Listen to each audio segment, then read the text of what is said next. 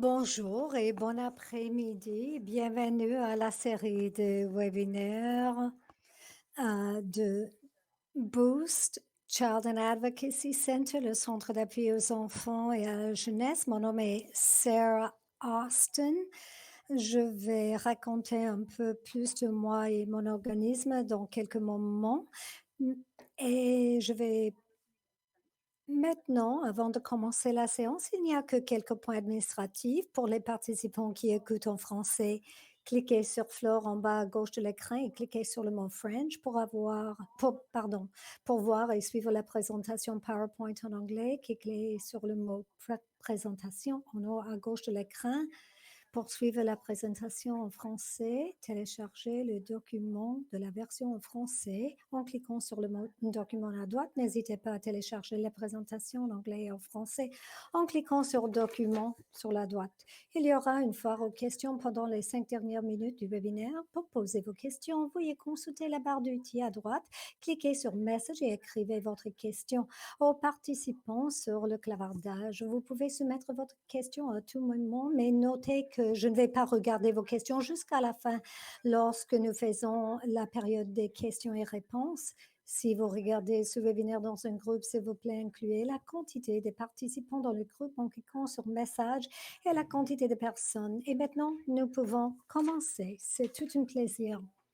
Dans l'esprit de réconciliation, je voudrais dire que nous travaillons dans les terres, les territoires traditionnels. Moi, je me trouve dans les territoires traditionnels de la Confédération des Pieds Noirs, Siska, Kainai, Pilkani, des Tsuut'ina, des nations Nakoda de la nation métisse, et tous les gens ont élu domicile dans la région de Traité 7 du sud de l'Alberta, mais il y a plusieurs nations.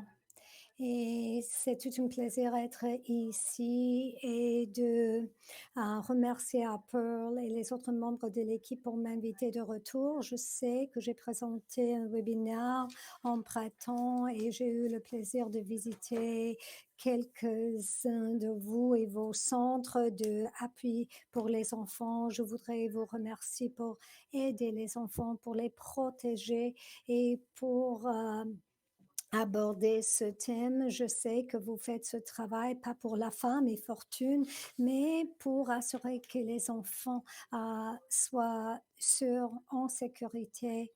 Et je voudrais vous remercier pour tout le service que vous fournissez aux nos familles et nos enfants. Et 2020 a été une année tellement difficile pour tous les Canadiens, surtout pour les enfants. Vous avez vu que le grand taux qui existe sur les enfants et comme ils ont souffert, surtout pendant la période de confinement. Alors, je voudrais vous remercier pour tout le service que vous fournissez aux familles et aux enfants pour les aider à rester en sécurité. Alors maintenant, je voudrais parler sur le rapport de Raising Canada 2020. Et je voudrais regarder la santé, le bien-être des enfants et quelles sont les répercussions de la COVID-19 sur les enfants et la collecte des données pour promouvoir le changement dans votre communauté Provence et à travers de tout ce réseau que nous avons avec les centres d'appui pour les enfants. Je vais juste jouer avec la technologie pendant un bref moment. Je voudrais commencer avec la pensée. Je pense que nous partageons tout le monde cette valeur. Les enfants méritent ce que nous avons de mieux à leur offrir en période de paix et de prospérité, et encore plus en période de cette pandémie. Il faut garder à l'esprit les meilleurs intérêts des enfants dans tout notre travail. Il y a plusieurs décisions qui ont été prises pour protéger tous les Canadiens, mais nous avons pensé sur les personnes aînées et avec le travail que nous faisons chez les Enfants d'Abord Canada et dans tous vos organismes, comment les crises peuvent avoir un impact négatif sur l'habilité pour les enfants pour survivre et pour progresser. Alors maintenant, je voudrais regarder la COVID-19 et les répercussions sur les enfants et regarder les données probantes. Comment nous pouvons élever, c'est-à-dire pour mieux connaître ce qui se passe avec les enfants et pour faire les meilleures décisions. Comme vous savez, nous faisons un rapport chez les Enfants d'abord Canada sur les 10 menaces qui guettent les enfants et répercussions de la COVID-19. Le rapport a été émis au mois de septembre et nous avons regardé l'impact pendant la période de confinement dans les premiers 6 mois de la pandémie. Le rapport que nous faisons avec la collaboration de l'Université de Calgary, l'O'Brien Institute pour la santé publique, l'Alberta Child Health Research Institute, avec lesquels nous avons un partenariat. Et, et et nous travaillons aussi avec Statistique Canada. Ce sont les grands alliés dans ce projet parce que la collecte des données est tellement important, surtout sur les enfants, sur la maltraitance vers les enfants. Cela peut être défiant. Alors, comme ça, nous avons capturé les données et nous avons utilisé les données qu'ils avons par les différents systèmes gouvernementaux pour aborder les grands défis auxquels les enfants font face. Mais aussi, nous avons travaillé avec tous les différents champions des enfants, les différents hôpitaux, les différentes agences, et y compris Boost Child and Youth Advocacy Center, le centre d'appui avec Pearl et les autres dirigeants partout au pays. Nous avons un nouveau partenaire à CAMEJ, le centre de toxicomanie et santé mentale de Ontario. Et puis, c'est vraiment une partie clé. Nous ne sommes pas les experts en toutes choses, mais nous réunissons les dirigeants pour avoir toute une voix collective pour les enfants. Cette année, nous avons examiné les top 10 des menaces qui guettent les enfants et nous avons vu la manière comme cela a eu un impact parce que cela a changé. Par exemple, la santé mentale a changé de manière dramatique à cause de la pandémie. La recherche montre que tous ces 10 menaces sont en train d'être chaque fois pires à cause de la pandémie. Je pense que évidemment, nous sommes préoccupés sur la santé mentale générale au Canada.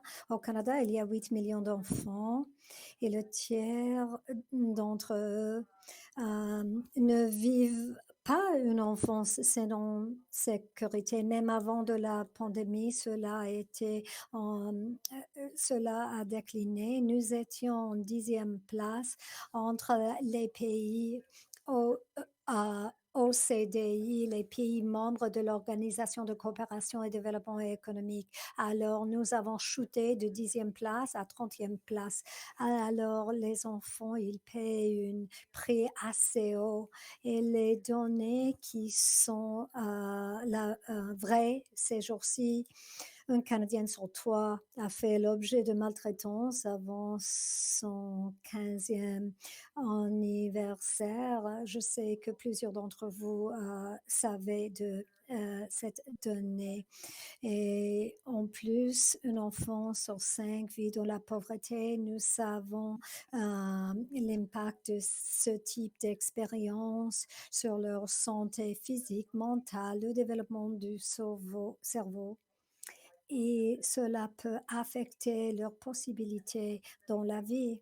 et nous sommes tellement inquiétés sur la santé et avec la nouvelle donnée qui indique que le suicide est maintenant la principale cause de décès chez les enfants âgés de 10 à 14 ans. Cela a été un grave enjeu, mais maintenant c'est la principale cause de décès. C'est tellement inquiétant.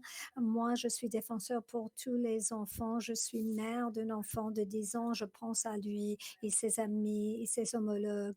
Et je pense aux enfants qui habitent dans les maisons où il y a la toxicomanie ou les autres enjeux de santé mentale et les enfants n'ont pas l'accès à l'appui de santé mentale et ces choses ne me laissent pas dormir.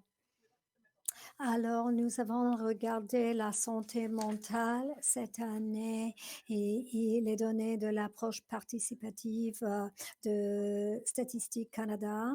Et c'est et par ces données, a indiqué que 57% des participants ont déclaré que leur santé mentale était relativement pire ou nettement pire qu'avant les mesures de distanciation physique lors de la pandémie. Il y a une différence entre comment les enfants et les parents rapportent à ces données. Les parents sous-estiment la santé mentale de leur enfant.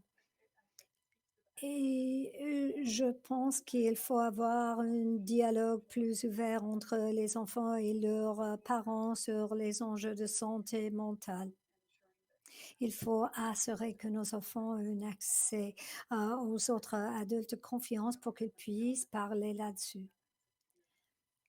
Et, et, et ils ont besoin de ces professionnels de confiance pour leur appuyer. Et nous avons tout type de données et statistiques sur la violence contre les enfants. Une des choses qui était tellement défiant quand nous avons produit ce rapport cette année, c'est d'avoir les données exactes de manière ponctuelle et parce que nous savons que la situation est chaque fois pire, mais, mais le fait que nous n'avons pas eu les données au niveau national était défiant, alors nous avons reçu les nouvelles données probantes qui ont montré que la maltraitance est aux provinces de Toronto, c'est-à-dire l'abus physique, 58% d'abus émotionnels et sexuels aussi. Il y avait les nouvelles données de l'Agence publique du Canada qui regardaient les lésions traumatiques au cerveau des enfants. Est un grand enjeu pour les enfants sous l'âge de 5 ans. Peut-être c'est pas étonnant pour vous d'écouter cette donnée. Alors, une chose était regarder tout ce qui arrive au niveau global. Alors, c'est la crise cachée, la santé mentale et vraiment la violence contre les enfants et avec l'Organisation mondiale de la santé, on parle tout de ces enjeux pour l'avoir, pour, euh, pour avoir ces enjeux en priorité. Plusieurs centres d'appui pour les enfants et les jeunes, ils ont exprimé beaucoup des inquiétudes, surtout pendant le confinement. Il y avait un déclin de 30 à 40% de rapports de maltraitance vers les enfants. Alors, c'est-à-dire que quand il y avait l'idée que quand on retourne à l'école en automne, il y aura une hausse. Et nous n'avons pas vu les données probantes, pas encore, mais sur les tendances des personnes qui font le signalement sur la maltraitance vers les enfants et nous voudrions l'avoir pour influencer les politiques et comment nous pouvons meilleur faire un plaidoyer pour nos enfants. Une autre grande enjeu, c'était la préoccupation des enfants. Plusieurs enfants étaient inquiétés qu'ils vont perdre l'école et ils n'aiment pas l'expérience en ligne. Et ça, c'est le cas avec l'éducation à distance. Maintenant, en hiver, en automne, ils sont vraiment inquiétés quant à la perte de temps de classe, tant cette année que la prochaine année sont plus forts chez les adolescents dont l'obtention ou la préparation du diplôme est affectée. Et ils font face à l'isolement. Ils ont pas aimé la situation en ligne et ne se sont pas motivés et cela continue d'être le cas et ce que nous avons entendu des enfants de manière consistante pendant la deuxième vague de la pandémie.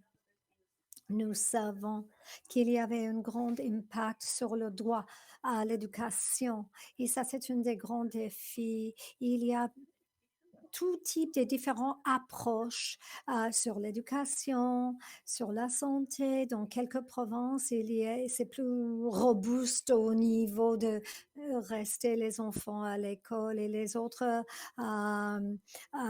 sont pas. Et puis, il n'y a pas de ressources adéquates pour que les jeunes puissent avoir un appui. Et quand on parle des écoles, c'est pas juste le droit à l'éducation mais aussi que l'école est quelque chose comme un point d'entrée aux autres droits aussi. Et l'appui pour la santé mentale des enfants.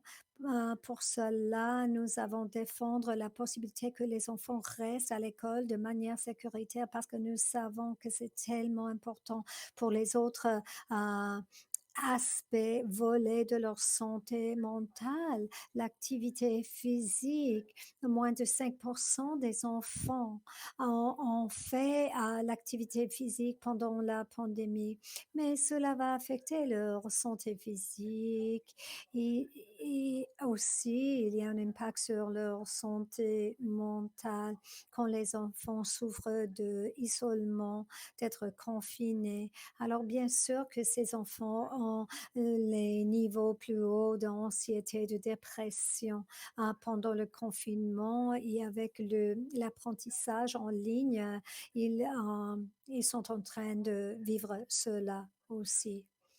Mais aussi l'habilité pour les parents pour travailler, pour maintenir leur enfant dans les garderies des enfants. Il n'y a pas de garde suffisant pour les enfants et les enfants doivent travailler pour appuyer leur famille. Alors nous avons fait tout un appel à l'action. Nous savons quels sont les problèmes, mais nous avons fait un appel à l'action. D'abord, nous avons toujours appelé et fait un plaidoyer pour désigner une commissaire fédérale pour les enfants et les jeunes, pour que cette personne soit leur responsable.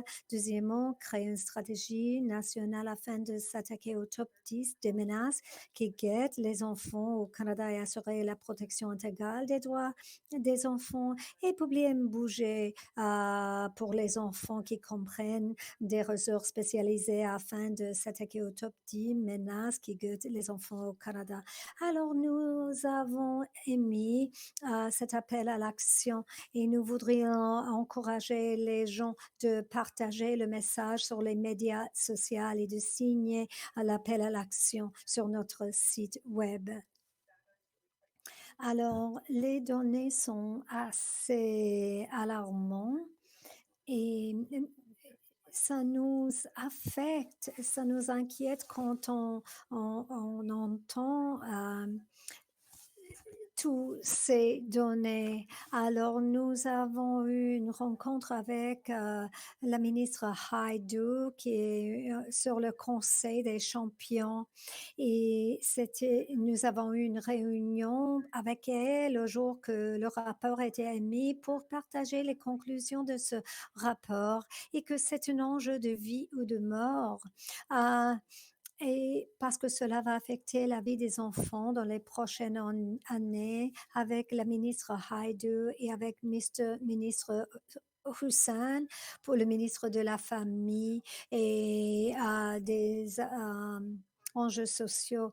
Nous avons eu une grande discussion sur les actions que nous pouvons prendre et le fait que les ministres sont disponibles pour parler aux jeunes est encourageant. Mais nous voulons voir l'action tangible et les démarches de politique. Alors, nous étions tellement contente de voir que la sénatrice Moody, elle a présenté un projet de loi S2DS pour avoir une commissaire à l'enfance et à la jeunesse du Canada. Nous avons discuté cela pendant plusieurs années, mais nous sommes tellement contents de voir cela. Nous militons pour cela et nous l'avons fait depuis tellement longtemps. Alors, cela va avancer à la phase du Sénat et après à la Chambre des communes pour se transformer dans un projet de loi. Alors vraiment, il faut passer à ce projet de loi avant de la prochaine élection.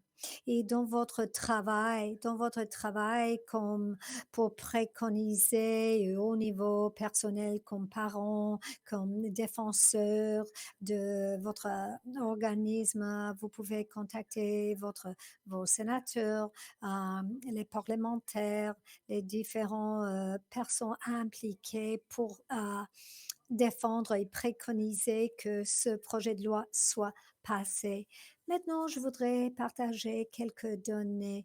Nous allons toucher sur un sondage que nous avons fait en automne et nous avons examiné le retour à l'école et la deuxième vague de COVID-19 avec la compagnie Abacus. Nous l'avons fait en septembre et en octobre parce que nous avons entendu des parents et des enfants que le retour à l'école était difficile et les enfants sont confrontés par les enjeux de éducation à distance, les restrictions à cause de la COVID, de rester à la maison s'il y avait des symptômes et puis faisons-la que pour faire le test de dépistage et après en attendant les résultats du test. Alors, nous avons appris que 18%, 18% des parents canadiens ont dû travailler à domicile parce que leur enfant était incapable de se rendre à l'école au cours des dernières semaines. Peut-être cela ne sont pas tellement graves, mais c'est une grande quantité de Canadiens qui ont perdu le travail pour quelques-uns d'entre nous. Nous pouvons surmonter le fait de perdre un jour, mais pour quelques parents, ils perdent des revenus. C'est pas juste parfois un jour, c'est plusieurs jours parce que les enfants, ils ont dû mener le test et après attendre les résultats de test. C'est beaucoup de perte de revenus pour les familles et c'est difficile d'avoir les aliments sur la table quand on n'a pas de revenus. Alors, cela a affecté la santé mentale des parents et des enfants et pour rester en sécurité et nous savons que 13% des parents ont dit qu'ils ont dû envoyer, pardon, 13 des parents canadiens ont un enfant qui a dû retourner chez lui en raison de symptômes liés à la COVID. C'est-à-dire comme 600 000 parents, euh, ils ont dû laisser leur travail. Et cela eu un grand impact sur les parents, surtout les mères, pour toute la situation de garde d'enfants. Environ 600 000 parents canadiens ont dû quitter leur travail ou changer de milieu de travail en raison de problèmes liés au service de garde d'enfants ou de problèmes scolaires au cours des dernières semaines. Alors, les enfants étaient vulnérables. Alors, et c'était difficile pour les enfants. Il y a plusieurs d'eux qui ont souffert la maltraitance. Et nous savons que 14% des parents canadiens ont un enfant qui fréquente une école ayant connu une éclosion de la COVID-19 et cela affecte leur habilité de rester en école. Et dans la ville de Calgary, dans un rapport, ils ont dit qu'il y a 100 pardon, jusqu'à 800 enfants se trouvent en isolement d'une école. C'est tellement difficile pour les enfants. C'est une grande interruption pour les enfants et leurs familles. Alors, nous, nos enfants sont impactés de manière sérieuse et il y aura les implications à long terme. Alors, il faut trouver les nouvelles manières pour défendre les intérêts de les enfants. Alors, nous avons formé un nouveau partenariat avec Statistique Canada euh, pour mieux comprendre les répercussions de la COVID-19 sur les enfants et des familles. Et bon, ou- nous avons plus de 3000 enfants qui étaient avec nous et nous avons plusieurs centres d'appui des enfants qui ont participé et nos partenaires et un jeune même il a fait un rôle pour défendre les intérêts et préconiser un centre d'appui pour les enfants et quelques-uns d'entre vous, vous êtes impliqués dans ce partenariat avec Statistique Canada.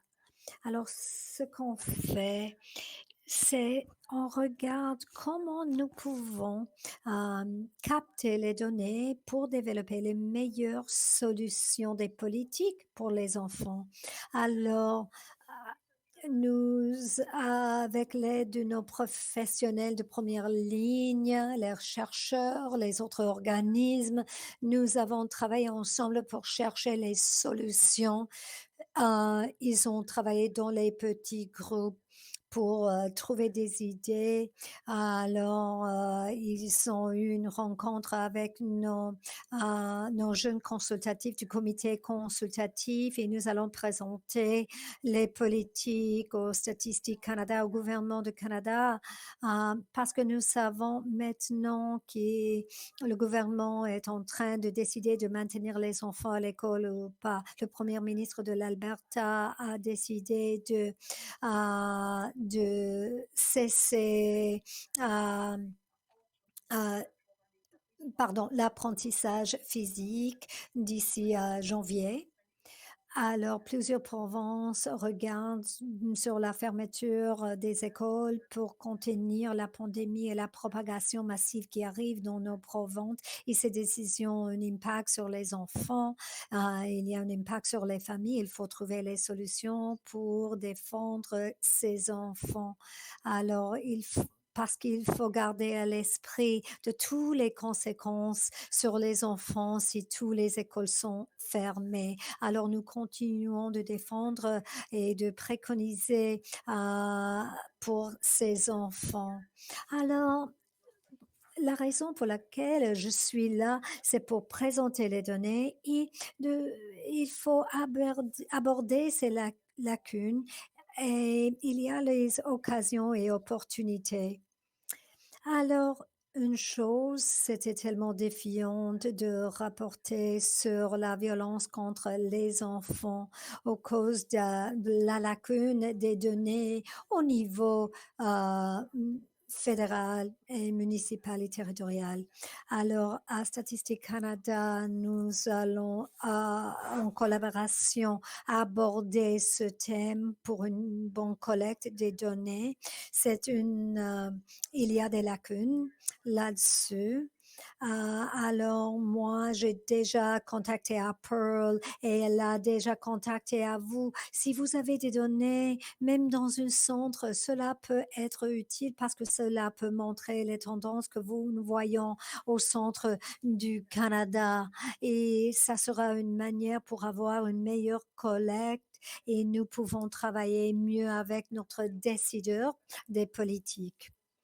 Il n'y a pas juste une source de vérité au niveau national. Alors, les centres d'appui pour les enfants, c'est pas suffisant. Nous voudrions sensibiliser plus de personnes. Il n'y a pas juste une personne pour amener les enfants pour en savoir plus. Quels sont les signes de maltraitance? Comment rapporter cela? Cela n'existe pas au niveau national. Alors, au niveau provincial, même dans une province, il n'y a pas juste une source de vérité. Alors, nous avons identifié cela comme une lacune. Nous voudrions travailler avec vous et recevoir votre rétroaction pour les Canadiennes apprennent sur le problème et pour savoir ce qu'ils peuvent faire là-dessus. Si vous êtes une adulte, un enfant, où est-ce que vous pouvez aller pour avoir de l'aide et pour prendre l'action, pour agir? Une des choses que je voudrais souligner, c'est il faut avoir une réponse coordonnée en matière de défense des intérêts avec des messages clairs pour les intervenants suivantes, aux décideurs, aux parents, qu'est-ce qu'ils peuvent faire, qu'est-ce qu'ils doivent regarder, quels sont les différents signes, parce que ce que nous voyons d'une perspective de maltraitance des enfants, qu'il y a une augmentation de rapports des enfants qui sont exploités en ligne.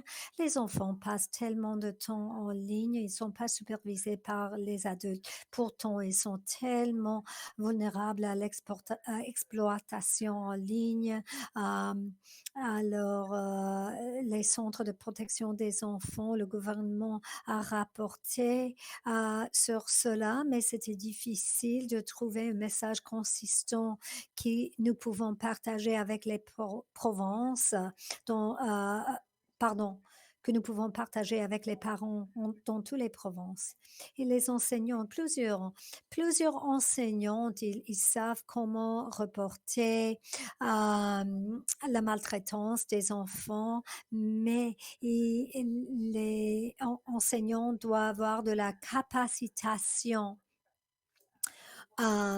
pour voir quels sont les signes, comment identifier les risques des enfants maltraités dans l'expérience virtuelle. Une chose est d'identifier la maltraitance, la violence aux enfants à la salle de classe. Vous pouvez voir les signes physiques, mais c'est chaque fois plus difficile de manière virtuelle. Alors, nous avons identifié quelques outils que les enseignants peuvent utiliser, mais il y a beaucoup plus que nous pouvons faire pour reconnaître les signes de maltraitance des enfants. Bon, alors, et aussi, il faut transmettre ces messages aux enfants. Quels sont les outils que nous pouvons faire pour transmettre un message clair, par les écoles ou les autres manières pour que ces messages arrivent dans les mains des enfants? Alors voici quelques lacunes et quelques opportunités. Alors, il y a la possibilité des élections au printemps 2021.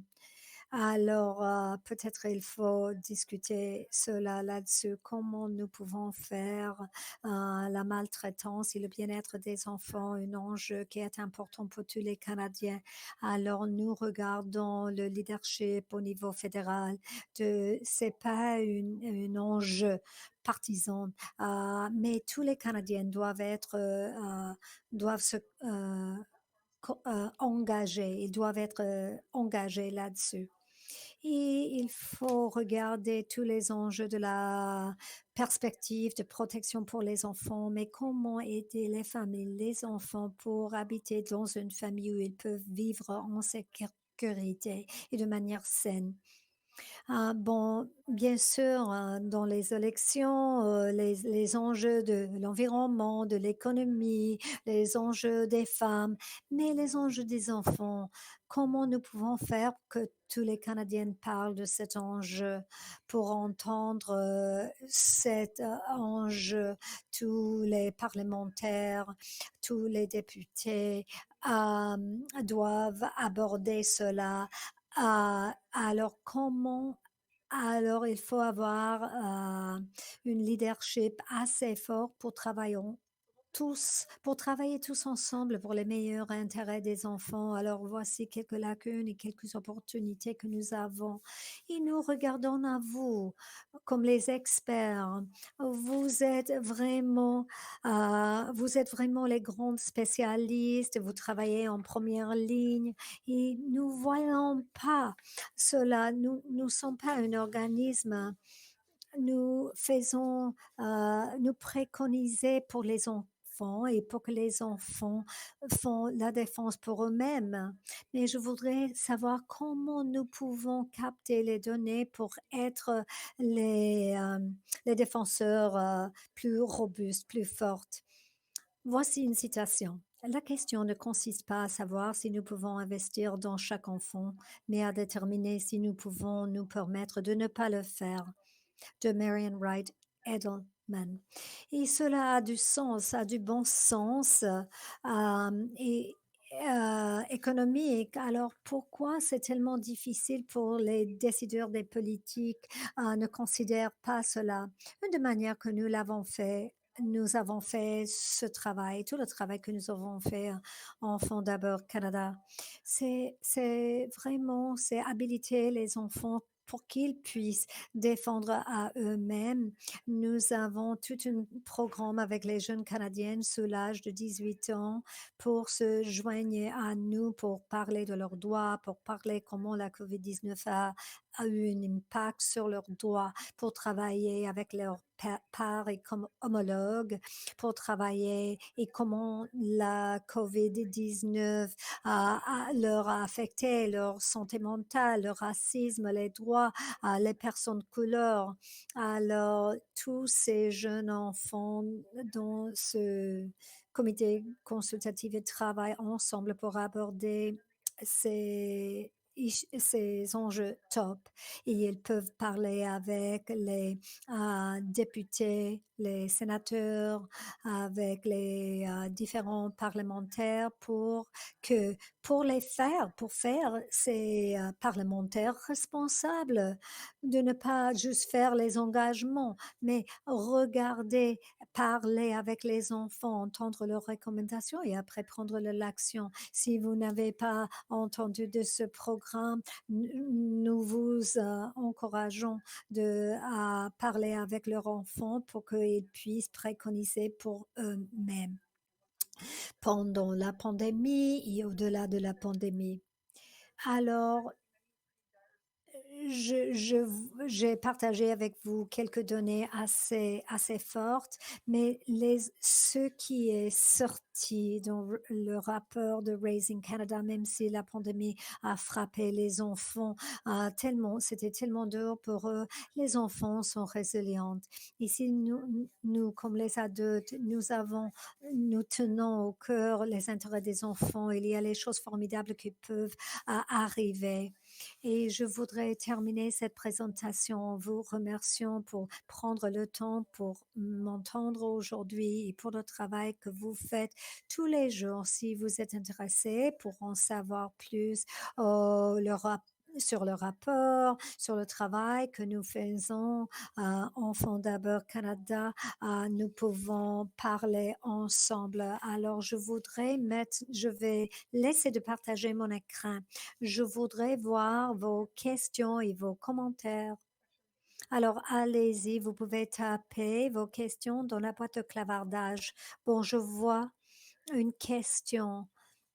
Bon, si l'enseignante Si l'enseignant fait un rapport au service de protection, à la Société de protection de l'enfance, est-ce qu'il y a les endroits sécuritaires où les jeunes peuvent aller? Bon, c'est un enjeu tellement difficile. Comment serait l'approche de l'intervention? Nous savons que c'était un grand défi que nous avons entendu. Comment visiter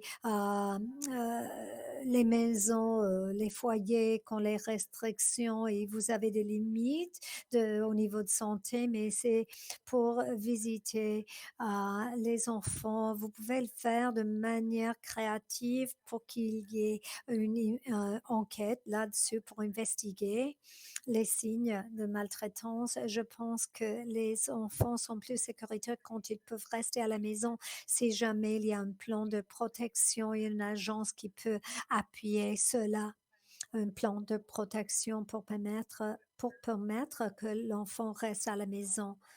Mais la société de protection de l'enfance doit parfois enlever l'enfance pour le mettre dans une famille d'accueil, mais il n'y a pas juste une réponse. Et maintenant, nos agences sont bouleversées par les différents rapports parce il y a une hausse des rapports et nous avons vu plus de reportages et signalements. Je voudrais voir vos réponses dans la boîte de clavardage. Qu'est-ce qu'on peut faire là-dessus? J'ai une question de Jennifer qui pose une question sur les absences des enfants et la collecte des données là-dessus. Et pour suivre là-dessus, nous n'avons pas une réponse pour vous en ce moment, mais je vais noter cette question. Il y a les indicateurs qui arrivent que si les enfants manquent l'école, ou si les absences, c'est un indicateur que quelque chose ne marche pas bien à la maison et il peut y avoir un enfant qui est en risque. Alors, c'est un indicateur. Le manque de l'école est un indicateur de peut-être qu'il y a un risque. Alors, je vais noter cela. C'est une bonne question. Ça, c'était de Jennifer. Je vais juste voir. Je ne vois pas des autres questions ni commentaires dans la boîte de clavardage en ce moment. Mais je vais prendre une pause. Je ne sais pas si quelqu'un voudrait faire un commentaire dans la boîte de clavardage maintenant. Pearl, je sais que vous êtes là. Est-ce que vous voyez des autres commentaires ou les autres questions que les gens ont posées directement à vous parce que vous êtes en contact régulièrement avec vos homologues? Est-ce qu'il y a les autres tendances? Pearl, vous pouvez parler et vous pouvez activer votre micro. Ou si vous désirez faire vos commentaires dans la boîte de clavardage, avec plaisir, je peux répondre.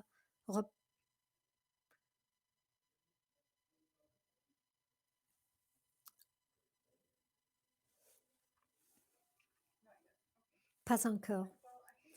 Bon, alors cela m'amène jusqu'à la fin de ma présentation. Ah oui, bon, le PDF est disponible sous document. Cliquez sur le mot document et vous pouvez télécharger la présentation en anglais et en français.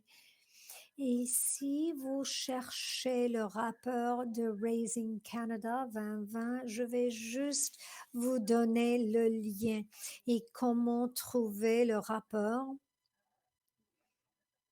et comment vous pouvez chercher mes coordonnées. Voici le lien à notre site web où vous pouvez trouver le rapport de Raising Canada et sur la plus de données, sur la hackathon et le partenariat que nous avons formé avec Statistique Canada. Nous avons fait aussi récemment un rapport, un sondage national que nous avons émis sur le Jour national de l'enfant, sur le droit, sur la connaissance des enfants, du droit de l'enfant. Peut-être les enfants ne savent pas qu'ils ont des droits. Je voudrais juste voir si nous pouvons voir le rapport. Le moitié des enfants au Canada savent qu'ils ont des droits. Je pense que 75% des enfants ne savent pas quoi faire quand leurs droits sont violés. Et cela est tellement concret pour nous. Mais l'idée de maltraitance des enfants et le fait que les enfants ont peur de prendre action, ils ne savent pas quoi faire. Alors la grande majorité des enfants ne rapportent pas à la maltraitance. Même les adultes, ils rapportent pas la violence qu'ils ont reçue comme les enfants quand ils étaient jeunes. Alors, il faut sensibiliser les personnes et les enfants que les enfants, ils ont le droit d'être protégés de toute forme de violence, d'être protégés en ligne, à la communauté, à la maison, à l'école. Alors, il faudra sensibiliser les enfants du droit de la protection de en cas de violence. Alors, il faut travailler avec les réseaux nationaux des centres d'appui pour les enfants et la jeunesse pour sensibiliser les personnes. Je regarde la boîte de clavardage. Non, je ne vois pas d'autres questions ni des commentaires. Alors peut-être nous allons terminer tôt et vous pouvez retourner à votre jour. Je voudrais vous remercier à tout le monde, à toutes et à tous pour d'être ici et pour avoir à prendre le retour à l'école, les sondages, vous pouvez trouver tous les rapports, le rapport de Raising Canada sur le site web et nous sommes très reconnaissantes au centre d'appui pour les enfants, le centre Child and Youth Advocacy Centers, les centres d'appui aux enfants et la jeunesse. Et j'ai hâte de recevoir vos commentaires. Si vous avez des questions, des commentaires, des idées de plaidoyer, vous pouvez partager ces idées avec moi. Vous pouvez me contacter. Et si vous avez des données pour travailler ensemble de manière collective, alors je voudrais vous remercier pour être avec nous. Merci Pearl, merci Pearl, merci à Child Youth and Advocacy Center pour m'inviter. Juste pour terminer, je vois une dernière question sur les essais de vaccination. Est-ce que Enfants d'abord Canada a une opinion des vaccins pour les enfants? Parce qu'il faudra peut-être que les enfants attendent jusqu'à la prochaine année scolaire pour être vaccinés. Daniel, bonjour Daniel. Daniel travaille avec Treehouse. Nous n'avons pas une opinion là-dessus, mais nous avons parlé avec les experts médicaux là-dessus à travers de notre partenariat avec les hôpitaux pour les enfants et Children Healthcare Canada. C'est un enjeu parce, parce que comme les défenseurs et défenseuses, nous voulons que la vaccination soit quelque chose fait en sécurité. Nous espérons partager quelque chose avec vous quand nous pouvons le faire parce qu'ils n'ont pas eu les essais cliniques de vaccination pour les enfants. Je pense que Pfizer vient d'annoncer qu'ils vont commencer avec la vaccination pour les enfants de 12 ans et plus âgés, mais nous avons toute une inquiétude pour les enfants plus jeunes pour qu'ils restent en sécurité. Nous avons hâte de partager l'information là-dessus. Merci pour tout votre travail pour maintenir les enfants et les familles en sécurité. Et bonne fête à toutes et à tous. Et j'espère que vous pouvez relaxer avec votre famille pendant la saison des fêtes. Et c'était une année tellement difficile. J'espère que vous restiez en sécurité. Merci et bonne journée à tous. Bye.